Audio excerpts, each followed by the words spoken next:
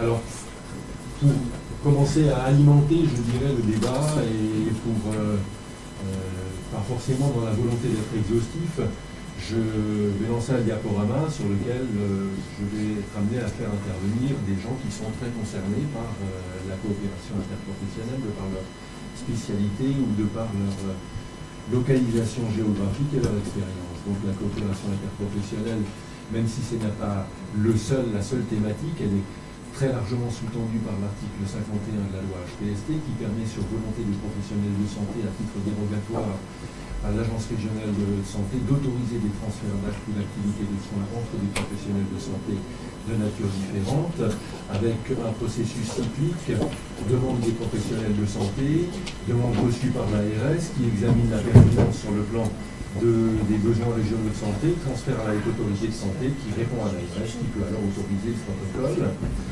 Les objectifs affichés, c'est de permettre à chacun de se recentrer sur l'activité sur laquelle sa valeur ajoutée est la plus importante et une réponse aux problématiques de vieillissement et de contexte démographique tendu. L'état des lieux, pour ce que j'ai pu en faire, en visiter sur le site de la Haute Autorité de Santé, c'est que sur 39 protocoles proposés, 11 ont été validés. La liste est disponible sur ce lien.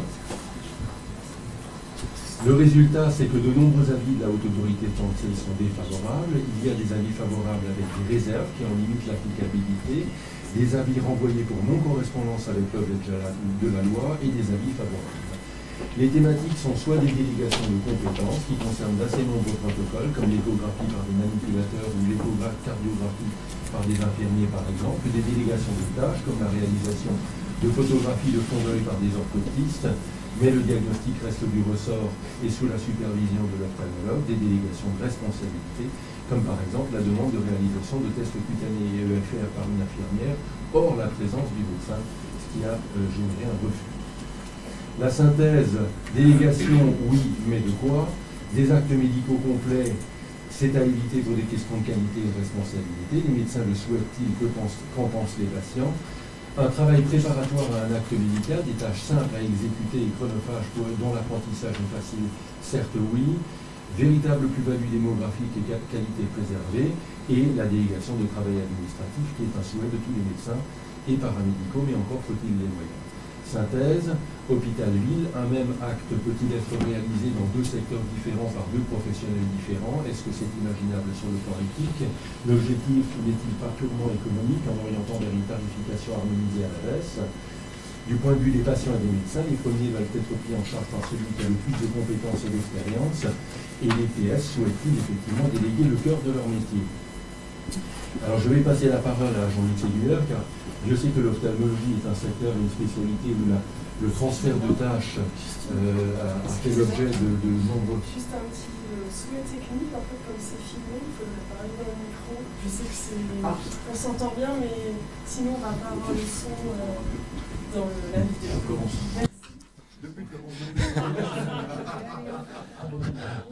Nous n'avons pas le temps. Je cède la parole à Jean-Luc Segmuller, ophtalmologue. Et le micro.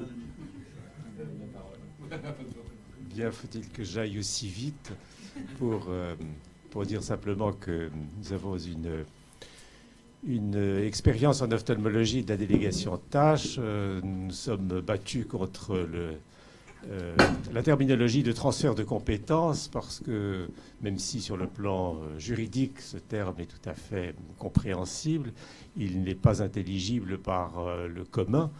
Et par conséquent, pour le commun des professionnels de santé, une compétence ne se transfère pas, elle s'acquiert. Donc la délégation de tâches nous paraissait un meilleur terme à tous égards, aussi parce que, contrairement au transfert de compétences qui débarrasse complètement une profession d'une activité pour la confier entièrement à une autre, avec ce que ça suppose de responsabilité dans la qualité d'exécution, dans les conséquences des diagnostics thérapeutiques éventuels. La délégation de tâches maintient la maîtrise de l'ensemble du dispositif sous la responsabilité à la fois morale et juridique du médecin, ce qui nous paraît aussi un gage de maintien de la qualité tout à fait essentiel. les qualités de la délégation de tâches ne sont pas enfin, on peut y revenir, mais enfin, c'est évident. En fait, ce n'était pas pour les ophtalmologistes un désir d'innovation, comme on l'a vu exploser ce matin dans toutes les directions. C'était répondre à une ardente obligation, celle de répondre à un besoin, celle de réduire la durée de délai de rendez-vous, celle de répondre aux besoins et aux attentes, quelquefois instantes, quelquefois même vigoureuses, quelquefois même brutales des patients. Tout de suite, pour dire quel résultat ça peut avoir, dans un cabinet d'ophtalmologie, on a assez rapidement identifié un certain nombre d'éléments qui pouvaient être délégués.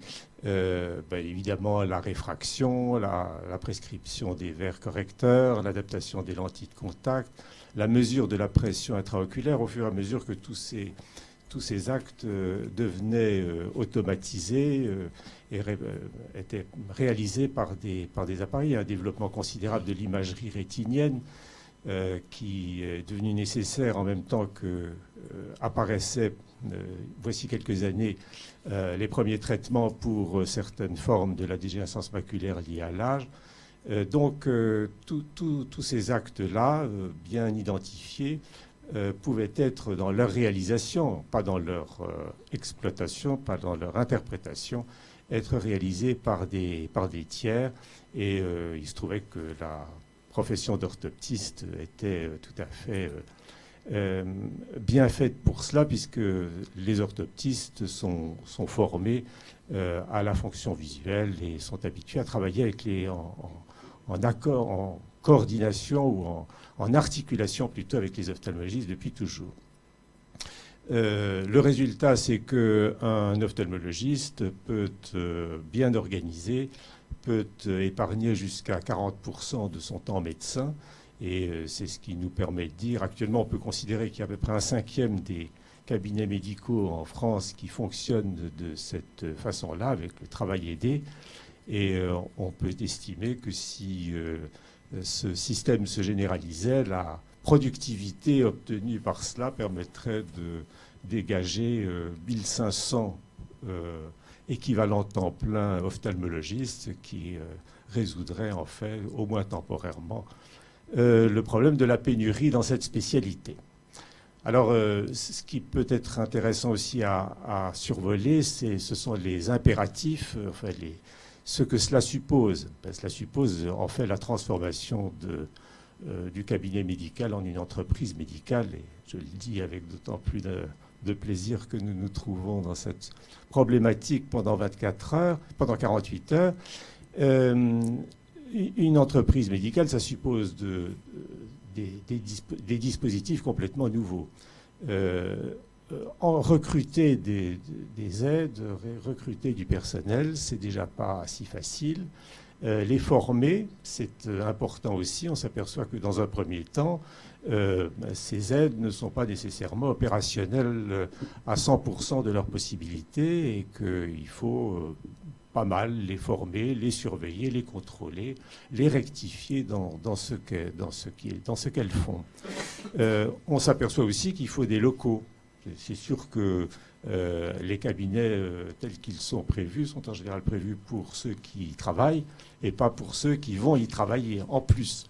Donc ça suppose des investissements importants, quelquefois des déménagements en locaux, et puis des investissements en appareils, puisque tous ces appareils, tout automatisés qu'ils soient, sont généralement assez coûteux. Il faut installer vraiment des postes de travail. Ça suppose aussi une organisation.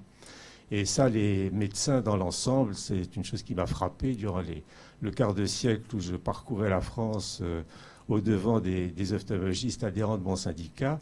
Les médecins ne sont pas très doués pour organiser. pour organiser les circuits, pour organiser le fonctionnement, pour s'occuper de la formation continue de leur personnel, de motiver les équipes, de régler les conflits entre eux, plus il y en a, plus c'est compliqué. Les embouteillages dans les secrétariats, les attentes interminables au téléphone, tout ça, ce sont des choses qui sont souvent pas tellement prises en compte, alors que sur la qualité de l'acte, les médecins sont très attentifs et généralement, on peut le dire, très majoritairement performants. Donc il y a cette dimension véritablement, cette conséquence, le changement de dimension, non seulement de dimension, mais de nature de l'entreprise médicale qui est très frappante dans cette expérience, mais qui un petit peu, la comparaison vaut ce qu'elle vaut, mais un peu comme l'informatisation, elle oblige le médecin à réfléchir à sa pratique, à organiser mieux ce qu'il fait, à se demander aussi qu'attendent les patients, à s'occuper de ces gens qui restent là dans le couloir pendant des heures parce que c'est pas prévu, parce que personne ne s'occupe d'eux, parce que c'est pas bien articulé, et donc aussi à négocier bien sûr avec des banquiers, avec des assureurs, avec des bailleurs de locaux, parce que ça prend une dimension tout à fait différente. C'est tout à fait différent de la conversation sympathique du matin avec sa secrétaire où on échange ses souvenirs du week-end. Donc voilà, je crois que c'est une expérience tout à fait positive et enfin concluante, que de toute façon l'ophtalmologie va y être obligée parce que l'exercice isolé de l'ophtalmologie n'est plus possible. La fragmentation de la spécialité en surspécialité oblige les ophtalmologistes désormais à travailler à plusieurs. Quand un patient arrive et qu'il a une baisse de vision, on ne sait pas si c'est la rétine, si c'est le cristallin, si c'est la cornée, si c'est le nerf optique, si c'est le cerveau ou si ce sont simplement les lunettes. Et chacune de ces activités répond à une surspécialité. Il faut qu'on puisse répondre à cela. On ne peut pas lui dire, voilà, ça fait 6 mois que vous attendiez votre rendez-vous, mais malheureusement, moi, j'y connais rien, donc il faut que je vous envoie et vous attendez 6 mois supplémentaires pour qu'on s'occupe de vous d'une manière adaptée. Et donc, cette constitution de cabinets monodisciplinaires, de cabinets d'associations monodisciplinaires qui ont fait l'objet d'un intéressant atelier hier après-midi, eh bien, cette constitution obligée suppose du même coup la mise en place d'une organisation, d'une véritable entreprise. La dernière remarque que je souhaite faire est une remarque de syndicalisme. Vous ne vous étonnerez pas que ce virus-là, une fois qu'on l'a pris, il ne vous lâche plus. C'est comme certains autres dont on parle dans les journaux. Sauf que celui-là n'est pas mortel, ou enfin pas tout de suite, c'est un peu à peu vers la fin. C'est que le transfert, la délégation de tâches peut mener au transfert de compétences. C'est la douloureuse expérience qu'ont fait les ophtalmologistes néerlandais notamment. C'est particulièrement spectaculaire chez eux. C'est-à-dire qu'ils ont fait entrer dans leur cabinet des optométristes, puisque cette profession existait dans ce pays. Et puis, ils leur ont fait faire des quantités de choses pour se débarrasser de tâches fastidieuses, répétitives et chronophages.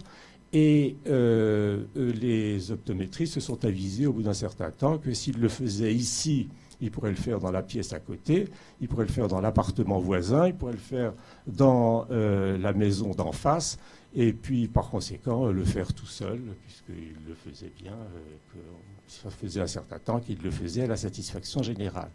Et donc la dépossession progressive de cette maîtrise de l'ensemble du dispositif, du processus de prise en charge des patients qui nous paraît la condition nécessaire d'une amélioration dans l'organisation sans perte de la qualité, cette dépossession-là est une menace permanente qui est évidemment aussi peut-être poussée par des considérations économiques qu'on sent toujours sous-jacentes dans les incitations à nous moderniser. Donc ça, c'est l'élément auquel il faut être attentif et être vigilant pour que tout ce qui est médical reste sous la responsabilité des médecins.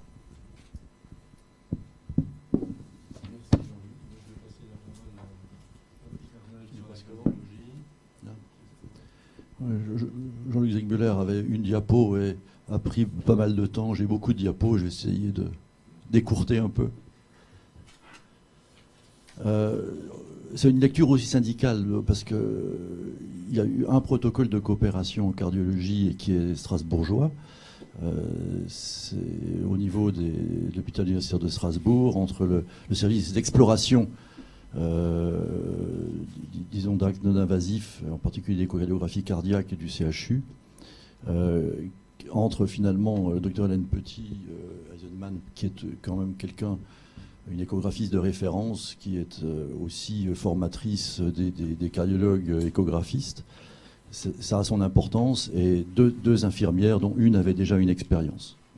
Et ce protocole est nominatif, c'est-à-dire évidemment c'est entre la formatrice finalement des échographistes médecins alsaciens et même de l'Est de la France et deux infirmières nominales. Le protocole en fait ça a pour but d'essayer de faire dépister par des infirmières lors d'échographies transthoraciques standards des échos anormales en fait, donc de prendre des paramètres de base et de trier finalement les échographies en normales et anormales, en sachant que si elle est anormale, vous le verrez après, elles font appel au médecin. Le thème du protocole, donc transfert à un personnel infirmier sous contrôle médical de la réalisation de certains examens, en particulier suivi systématique de patients sous chimiothérapie, de greffés cardiaques chroniques en contrôle routinier. Pourquoi ils sont arrivés à cette demande de protocole? C'est que j'ai été effaré par le nombre d'examens effectués au CHU. Je veux dire, c'est 18 000 échographies transthoraciques par an. Ça fait 60 par jour, c'est absolument considérable. Et donc, explosion des demandes qui viennent évidemment de tous les services. C'est pas forcément des demandes triées cardiologiques. Et donc, avant anesthésie, des suivis de chimiothérapie où les échographies sont répétitives, le suivi des greffés cardiaques aussi, et les demandes dans les bilans étiologiques des accidents vasculaires cérébraux et des AIT qui sont une priorité un peu régionale. Le protocole rappelle qu'il y a des examens échographiques assez compliqués qui sont les échos œsophagiennes, les échos de stress, les échos d'effort, des échos au bloc opératoire qui, elles, évidemment, sont dévolus à des médecins, voire même des médecins experts, parce que c'est des situations toujours très délicates. Pourquoi aussi ce protocole? Parce qu'il y avait pénurie de médecins capables de faire ces examens. Et donc, il y avait explosion des demandes et peu de médecins, et qu'il fallait gérer cette demande. Et voilà pourquoi ce protocole. Donc, deux infirmières du protocole qui, indiscutablement, c'est une analyse syndicale que j'avais fait avant. Je n'ai pas participé du tout à ce protocole. C'est une analyse que j'ai été amené à faire parce que je suis aussi le responsable de l'échographie au niveau du syndicat national. Et quand le protocole est venu, évidemment, il y a quelques angoisses syndicales quand on voit des infirmières qui vont faire de l'échographie cardiaque. Mais indiscutablement, les deux infirmières du protocole ont une qualité de formation totale. Il y en a une qui avait déjà le DU d'échocardiographie, une qui était en formation, qui doit maintenant avoir fini, je suppose, et une motivation importante.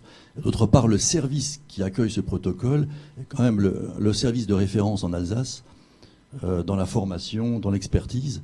Et donc, on est dans des conditions absolument optimum, avec des contrôles de la formation qui se fait sur 3 ans, des contrôles de qualité répétitifs.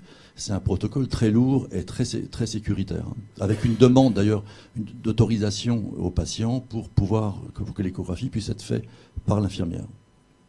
Et chaque échographie anormale sera vérifiée par un médecin. Alors ça m'amène plusieurs commentaires. C'est un protocole hospitalier qui répond vraiment à un problème spécifique, on l'a vu. Et ce problème particulier d'une problématique spécifique, c'est certainement pas trop transposable dans la vraie vie. C'est-à-dire la généralisation de ce genre de protocole dans des structures moins lourdes me semble extrêmement difficile et le protocole peut être donné comme anecdotique. En plus, l'échographie cardiaque est quand même pas un acte technique totalement comme les autres, parce qu'il peut jamais être détaché de contexte clinique. Faire une échographie sans connaître le contexte clinique, l'électro, la biologie, le passé du patient, c'est extrêmement difficile. En plus, ça amène quand même notoirement souvent à changer la thérapeutique. On peut adapter un traitement d'insuffisance cardiaque sur une échocardiographie, on peut changer de décision thérapeutique sur une échocardiographie. Donc c'est vraiment un acte, c'est de la médecine qui doit être fait par un médecin, même si dans ces conditions très particulières de ce protocole, dans des conditions exceptionnelles, une infirmière idéalement formée, ce qui est le cas, et parfaitement encadrée, ce qui est le cas, peut, c'est sûr, faire une certaine partie d'examen, je crois que ça représente à peu près 10% des examens, et soulager les médecins d'équipe. Donc, c'est sûr que, si on veut généraliser ce processus, l'échocardiographie Doppler n'est pas l'acte où le transfert des compétences est généralisable ni souhaitable, à mon avis, dans l'immédiat. Hein. Par contre, si on a une demande, nous, c'est un peu celle qu'a fait Jean-Luc Zegmuller, c'est-à-dire que, enfin, ce qui existe déjà en ophtalmo, c'est qu'il y a un tas d'actes en contrepartie qui nous est dévolu, comme simplement la pose d'un holter, la pose d'une MAPA, la pose, hein, pas l'interprétation. L'interprétation, ça va de soi. Des actes techniques, prise de paramètres de base. La simple réalisation d'un électro doit être faite par le cardiologue. Or, c'est des actes qui, techniquement, ne sont pas très difficiles à être faits, peuvent être très bien faits par du personnel paramédical et gagner un temps médecin substantiel. Or là, on n'a pas pour l'instant avancé là-dessus, et c'est sûr que si on a du personnel technique au cabinet pour faire tous ces actes et qu'on fait que de la médecine, on va gagner du temps. Hein. Il en est de même pour l'éducation thérapeutique qui est chère à Pascal, où du temps médecin pour faire de l'éducation thérapeutique, c'est surréaliste. Et je pense qu'il faudrait qu'on puisse avoir accès à des paramédicaux pour nous aider dans ce domaine-là, et qui est un domaine quand même fondamental. Donc pénurie de médecins, eh ben, ça veut dire que le temps médecin est précieux, que le médecin doit se concentrer sur des actes purement médicaux, et il faudrait pouvoir transporter certaines tâches chronophages et pas franchement médicales. Ça résoudrait un peu le problème de pseudo-pénurie de médecins, qui est peut-être, Jean-Luc l'a dit, peut-être structurel en grande partie d'un problème d'organisation. En s'organisant mieux, avec du personnel ad hoc, on pourrait peut-être gagner du temps médecin.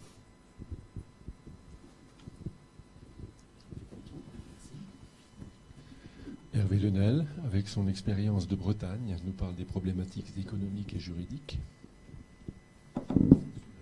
Marché, contrairement à l'autre.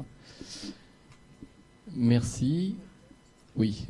Ah tiens, je croyais que j'avais une image. Je ne la trouve pas. C'est pas grave, on va faire sans image.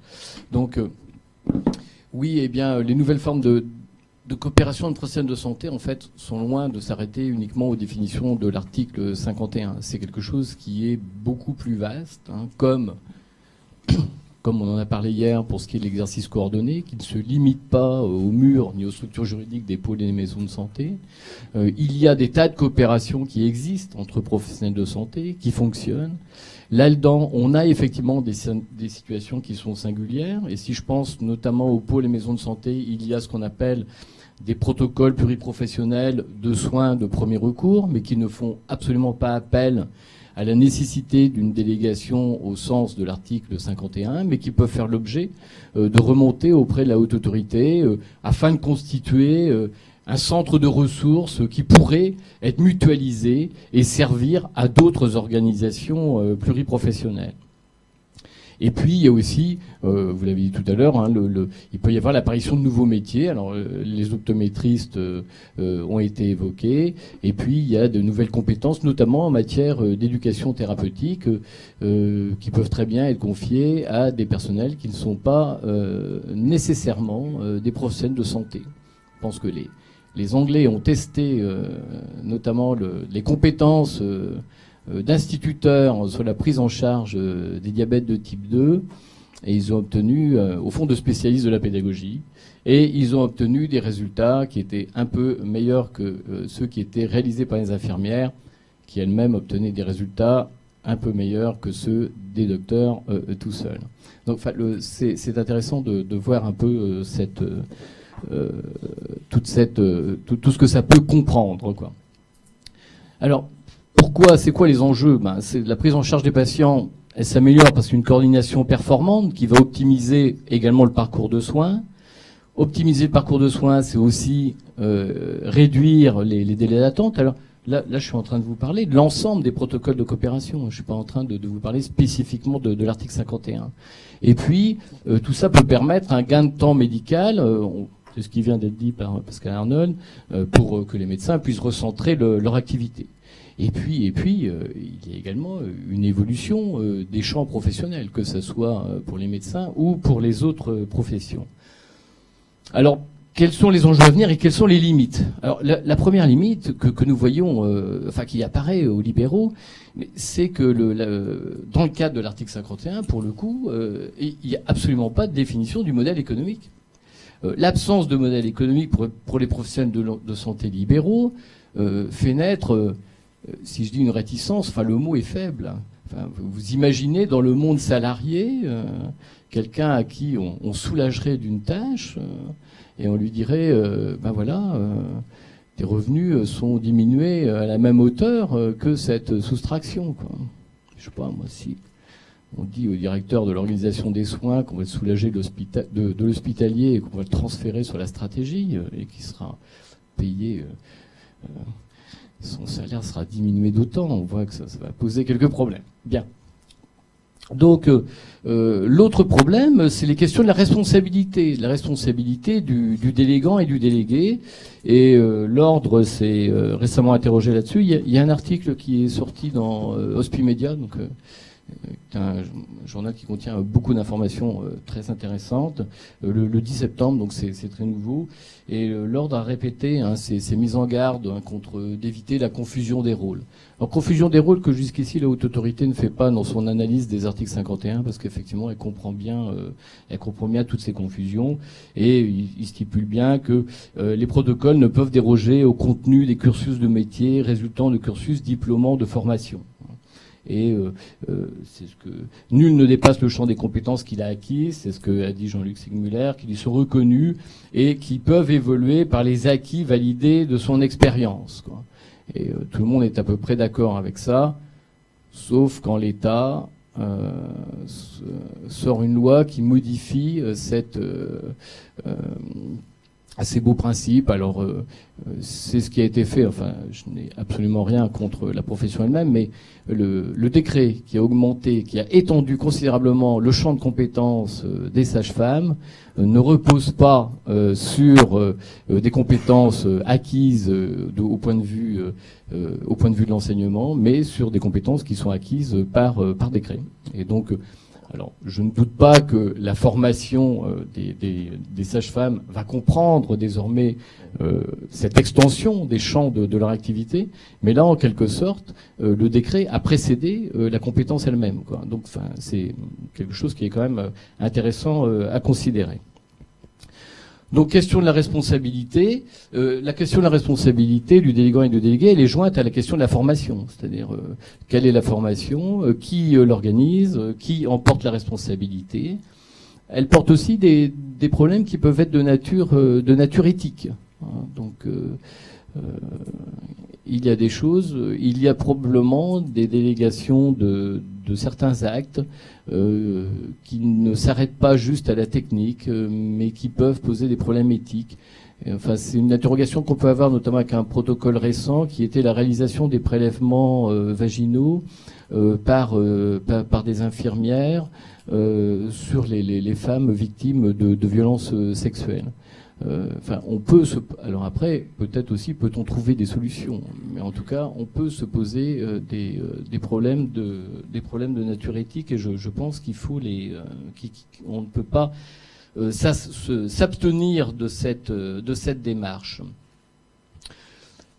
Et alors également, là je vois que la Fédération européenne des médecins salariés prétend que le glissement de tâches dans les pays qui l'ont beaucoup expérimenté coûte du temps et de l'argent. Alors je n'ai pas d'expérience là-dessus, mais apparemment les Suédois trouvent que le processus finalement est un processus coûteux. Les Suédois qui pendant près de 10 ans ont été à la tête de ce processus sont en train de lever le pied parce que c'est un problème là de nature économique. Alors après, médecins salariés, médecins salariés, on n'est pas dans les libéraux, hein. L'ensemble des médecins européens, enfin salariés, hein, c'est le représentant, seront vent debout contre ces délégations de tâches si elles doivent se faire uniquement pour des raisons politiques. Bon, donc voilà. Donc, je nous dédouane facilement, puisque vous voyez bien que je m'adresse à des médecins qui ne font pas partie de notre mode d'exercice. Alors ensuite, il y a la tendance à la généralisation des protocoles, puisque c'est la nature, hein, des protocoles article 51, c'est de pouvoir, une fois qu'ils ont été acceptés sur un terrain, dans des circonstances particulières, ils sont supposés pouvoir s'adresser à l'ensemble des situations et à l'ensemble du territoire, quoi, en dépit de circonstances locales. Et puis, il y a eu une confusion initiale quand même. La confusion qui a été faite, c'était de confondre délégation de tâches et puis solution aux déserts médicaux. Et là, enfin, c'est une confusion qu'on fait régulièrement. On l'a fait également. Je pense qu'on l'a fait également pour l'exercice coordonné. Les réorganisations sont indispensables, elles sont nécessaires, elles sont souhaitables. Mais elles ne peuvent être confondues avec des solutions à des problèmes démographiques. Elles doivent concerner l'ensemble de la profession. Hein, c'est pas en trouvant une solution pour, je ne sais quelle commune ou je ne sais quelle situation particulière qu'on va réorganiser l'ensemble des corps professionnels. Et c'est plutôt de cela qu'on a besoin. Localement, ça risquerait de conduire à des déstructurations de l'offre libérale, c'est-à-dire par des délégations effectivement qui se feraient d'une façon très affirmée. Et historiquement, enfin là je pense aux jeunes médecins, le nombre de médecins en formation a considérablement augmenté, il a plus que doublé. Ces jeunes médecins vont arriver à un moment en fin de cursus. Si la crise démographique qui a précédé leur entrée sur le marché, en supposant que ça reste un marché libéral, a apporté des solutions qui ont transféré des tâches et des compétences à d'autres professions sans pour autant remplir à nouveau la case, eh bien ils vont se trouver probablement en grande difficulté en considérant que les modes de rémunération resteraient les mêmes. Et je reviens sur ce qui avait été présenté à la Baule d'une infirmière clinicienne québécoise qui prenait en charge mais beaucoup de choses, hein. Alors, vous dire que dans la salle, les médecins généralistes qui étaient autour, ils commençaient à avoir les cheveux. Tout le monde est resté poli, mais on voyait bien que ça s'agitait un petit peu, quoi. Prendre en charge toutes les maladies aiguës, une prise en charge très extensive des maladies chroniques. Et puis, à la fin, elle a dit oui, mais les médecins généralistes, ils ont pris en charge d'autres missions. Alors, on en a un peu parlé hier, hein, notamment suite de chirurgie ambulatoire, etc. Enfin, il y a beaucoup d'autres missions que peuvent prendre en charge les médecins généralistes. Et finalement, leurs revenus, en tout cas leurs recettes, ont augmenté de 20%. Et curieusement, ça a eu un effet quand même anxiolytique assez immédiat, quoi. Donc, on revient bien sur le problème du modèle économique, quoi. Donc, on ne peut pas imaginer ces protocoles sans avoir le modèle économique en face, quoi. Et enfin, je dirais que tous ces protocoles de coopération ne peuvent qu'être soutenus par les besoins exprimés par les professionnels de santé du terrain qui doivent conserver la gouvernance du parcours de soins du patient. Il n'y a que de cette façon-là que l'on peut espérer mettre en place une organisation sur le territoire qui soit fonctionnelle et qui soit profitable à la qualité des soins délivrés aux patients. Voilà ma...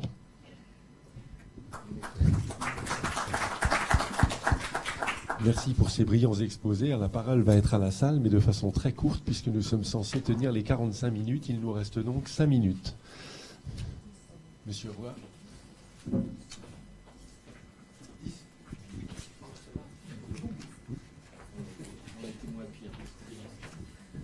Bien, beaucoup de choses ont été dites sur lesquelles, évidemment, on peut tous être d'accord. Mais finalement, si on essaye de prendre un petit peu de recul, le principal problème, on est tous d'accord pour que les soins actuels ne puissent plus être faits par une personne toute seule, isolée. Et quand je dis isolée, je répète ce que je disais tout à l'heure, c'est pas les murs qui comptent, c'est l'isolement relationnel qui compte. L'antagonisme qu'il y a entre le pouvoir politique, les institutions et les professions elles-mêmes. Le pouvoir et les institutions n'ont qu'un seul but, c'est de diminuer le coût, en fait, dans leur tête. Donc c'est de prendre à Pierre pour donner à Paul, parce que Paul fait moins cher la même chose que Pierre. Les compétences, les responsabilités, ils n'en ont rien à faire. Et donc, ils ont inventé les articles 51 pour pouvoir faire des expériences et être généralisables après. Donc ça, c'est les institutions ont ça. En plus, elles ont dans la tête l'organisation régionale territoriale de la santé et qui va pas dans le sens de nous qui sommes des libéraux et que nous souhaitons conserver une certaine liberté dans l'organisation de nos cabinets. Et d'autre part, les professions qui, elles, ont besoin, on l'a vu avec les expérimentations, ont besoin d'avoir des tâches, enfin je ne sais pas comment on peut le dire, parce que les mots sont parfois irritants. En tout cas, une participation, une coopération, je pense que le mot coopération est peut-être le meilleur, une coopération partagée des tâches de façon à dégager du temps spécifique. Alors, médecin pour le médecin, mais peut-être aussi pour le spécialiste du temps plus spécialisé. Ce que tu disais, c'est-à-dire que en ophtalmologie, il y a des surspécialités aussi, donc il faut dégager du temps pour pouvoir et s'organiser pour pouvoir mettre le patient là où il a besoin d'être et non pas le mettre en attente ailleurs. Donc ces antagonismes-là, aujourd'hui, ils sont sous-tendus par deux choses. C'est est-ce que ce pays et ses gouvernants ont envie d'investir, parce qu'il faut investir, on ne pourra pas le faire en enveloppe fermée, il faut investir au départ, parce que sans investir, on ne peut pas aboutir à un résultat.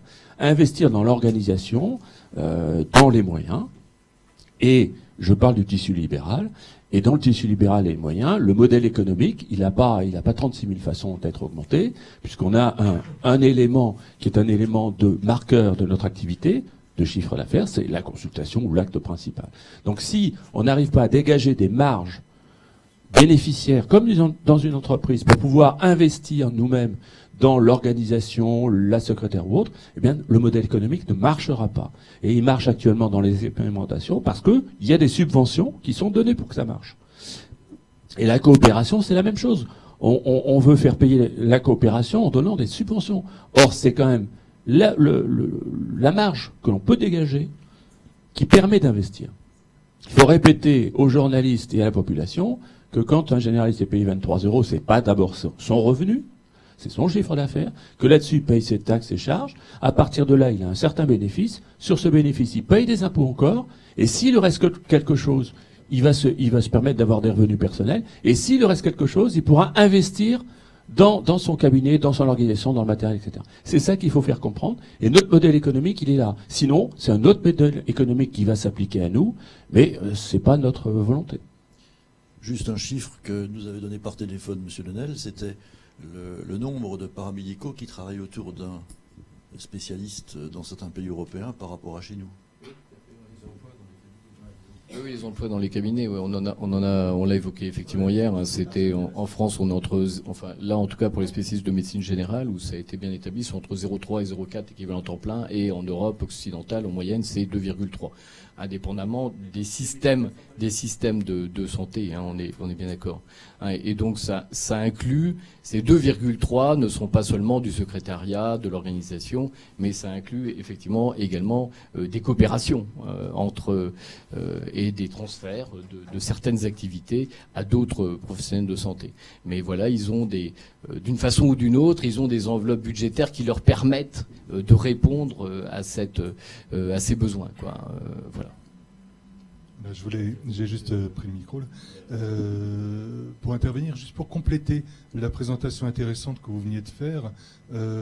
En médecine de soins primaires, le protocole AZALE se déploie actuellement en Alsace sur l'autorisation de l'Agence régionale de santé et permet justement la mise en place actuellement c'est dans 2 cabinets de médecine générale de base, dans 2 maisons de santé, la mise en place de cette délégation de tâches, une infirmière qui peut réaliser des tâches comme des ECG, des spirométries, des tests cognitifs et de l'éducation thérapeutique en lien et en coordination avec le médecin de proximité. Donc c'est avec les questions que vous posez qui sont extrêmement judicieuses. Alors AZALE répond effectivement à des besoins qui sont parfaitement pertinents. Le reproche qu'on peut lui faire, c'est le dernier point que j'ai évoqué, c'est-à-dire que les médecins de terrain n'en ont pas la complète gouvernance puisque c'est géré par une association nationale. Mais effectivement, c'est bien à leur demande que les protocoles AZALE se mettent en place. Oui, deux petites choses pour corriger un petit peu ce qui a été dit. D'abord, dans le circuit décisionnel et dans le circuit d'examen des protocoles article 51, à un moment, il y a quand même un avis des URPS par l'intermédiaire de la CNURPS qui est demandé par la HAS et qui est donné par la CNURPS. Donc les URPS ont leur mot à dire sur la validation à ce niveau-là, comme l'UNPS d'ailleurs, mais d'une manière beaucoup plus technique en ce qui nous concerne. Et on a une commission donc avec Martial Olivier Querette qui fonctionne très bien, où il y a donc un examen en temps réel avec des délais qui sont encore un petit peu courts du côté HAS, mais qui s'améliorent. Et on était à 15 jours, on est à 1 mois maintenant de demande de réponse. Donc je pense que c'est quelque chose qui fonctionne et qui fonctionne pas mal entre la HAS et les URPS. Donc il faut le signaler, il faut que les gens le sachent. Et que, ma foi, ça existe et ça fonctionne pas mal. La deuxième chose que je voulais dire, rapidement, c'est que il y a une directive européenne qui gère le travail en interpro. Cette directive européenne est trop peu connue. Elle met le médecin au centre du dispositif. On a intérêt à s'appuyer sur les bons côtés européens quand ils existent, de manière à faire avancer la profession dans le sens souhaité, me semble-t-il. Bon, Pascal, juste une information. Vous le savez, le Conseil national a fait des projections sur 2025. On va vers une pléthore de médecins en 2025. Donc, donc, on raisonne absolument actuellement uniquement en pénurie et on prend toutes les mesures pour de la pénurie. On va se retrouver d'ici 10 ans avec une pléthore de médecins. Moi, j'avais deux réflexions. La première, c'est que les protocoles, surtout article 51, on l'a dit tout à l'heure, ils sont essentiellement faits par des hospitaliers, demandés par des hospitaliers. Ce qui est très compréhensible, puisque effectivement, dans le système hospitalier, par rapport à l'exercice libéral, on a deux différences fondamentales. D'une part, les gens sont salariés, les médecins comme les infirmiers sont salariés. Donc faire un protocole entre les deux, un protocole de délégation, que ce soit de tâches ou de compétences d'ailleurs, ça change pas grand-chose puisque ils restent salariés de l'hôpital. Au niveau responsabilité civile, professionnelle, c'est extrêmement différent en libéral. Évidemment, on a tous des responsabilités individuelles alors qu'à l'hôpital, c'est délégué. Donc, on a vraiment, on n'est pas sur la même planète, quoi. On parle pas de la même chose. Donc, c'est beaucoup plus facile, effectivement, de faire des protocoles pour les hospitaliers que pour les libéraux. Ça, c'est une première chose. Et la deuxième, quel est le besoin réel ? En Franche-Comté, je préside l'URPS Franche-Comté, nous venons de sortir une enquête sur l'entreprise libérale qui montre très clairement que près de 80% des médecins déclarent avoir augmenté leur temps de travail et l'avoir augmenté sur la part de l'administratif, des tâches administratives. Donc ce qu'il y a intérêt à déléguer, c'est pas des tâches médicales, c'est des tâches administratives. Voilà. Du temps médical, on en récupérera si on n'a pas toute cette paperasserie à faire. Donc qu'on aide plutôt, et je suis tout à fait d'accord avec mon président de syndicat Roger là-dessus, qu'on aide plutôt les médecins à avoir suffisamment de revenus pour payer une secrétaire, plutôt que de déléguer leurs tâches qui sont leur cœur de métier. C'est un peu stupide. Mais c'est bien pour ça que j'avais parlé du caractère anecdotique de ce protocole, parce que si on le sort du contexte d'un gros service hospitalier formateur et de l'encadrement, c'est pas du tout transposable dans le libéral, même dans une clinique privée dans laquelle je travaille où il y a un gros service de cardiologie, on pourrait pas transposer ce transfert de tâches. Oui, un petit mot. Je suis radiologue et président de l'Union régionale des radiologues d'Alsace. Et il est question de délégation de tâches pour les manipulateurs, pour faire des échographies sur les manipulateurs de radiologie. Alors là, il y a un problème de frontière entre la délégation de tâches et la délégation de compétences. Parce que le texte parle bien de délégation de tâches, sous la responsabilité du médecin, avec un compte-rendu signé par le médecin. Seulement, les manipulateurs font une formation à l'échographie qui leur donne des compétences qui ne sont pas celles d'un médecin, mais quand même. Et sur un plan fonctionnel, il s'agit bien d'une délégation de compétences. partielle peut-être, mais elle est réelle. Et donc là, il y a un problème de responsabilité, parce que c'est le médecin qui signe le compte-rendu. Donc, délégation de tâches, juridiquement oui, fonctionnellement, c'est quand même au moins en partie une délégation de compétences. Monsieur Habert.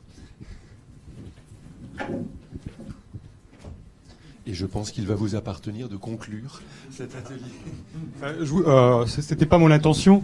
Simplement peut-être deux éléments. Un sur le pourquoi des coopérations et deux sur ce qu'on fait en Alsace. Le pourquoi des coopérations, je m'inscris, je suis pas tout à fait d'accord avec le docteur Hua. C'est pas un sujet normal. On peut avoir aussi des comment. À mon avis, c'est pas un sujet principalement économique. Le sujet, c'est, je pense qu'il y a deux constats qu'on peut faire. C'est qu'un, le constat qu'avait pointé le professeur Berland il y a longtemps de cette disparité entre le niveau plus 3 et les niveaux plus 10, 11, 12 et rien entre les deux. On ne peut pas être le seul pays dans lequel il n'y a strictement aucune place pour des professions intermédiaires. Le deuxième sujet, c'est, j'allais dire, ça répond à l'évolution normale des compétences, des formations. Et j'allais dire, le niveau monte et les professions évoluent. C'est pas un hasard, à mon avis, que ça se pose notamment pour la profession des ophtalmologistes, parce que la profession des ophtalmologistes aujourd'hui, le cœur de métier n'est pas celui il y a 15 ans, 20 ans, ça a évolué, et donc nécessairement ça déplace, si je puis dire, le cœur de l'exercice, et ça donne la possibilité de ce type de coopération. Et en revanche, je suis d'accord avec le docteur Lenel, ça n'est pas une réponse à la démographie. Ça, je pense qu'on se planterait, si je puis dire, si on considérait que c'est une vraie réponse à la démographie. Alors, ce qu'on fait en Alsace, 2 points simplement.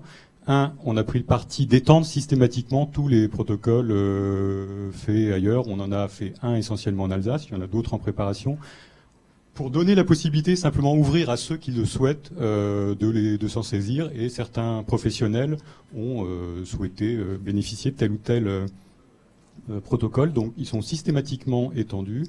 Deuxièmement, on peut aider les professionnels qui souhaitent, c'est un peu compliqué parce qu'il faut passer par HS, etc. Donc ceux qui en ont l'expérience ont quelquefois expérimenté de nombreux mois d'échanges. On peut l'aider, très clairement l'agence s'organise pour apporter de l'aide fonctionnelle, si je puis dire, méthodologique, pour alléger la tâche de ceux qui souhaitent s'y lancer. Voilà.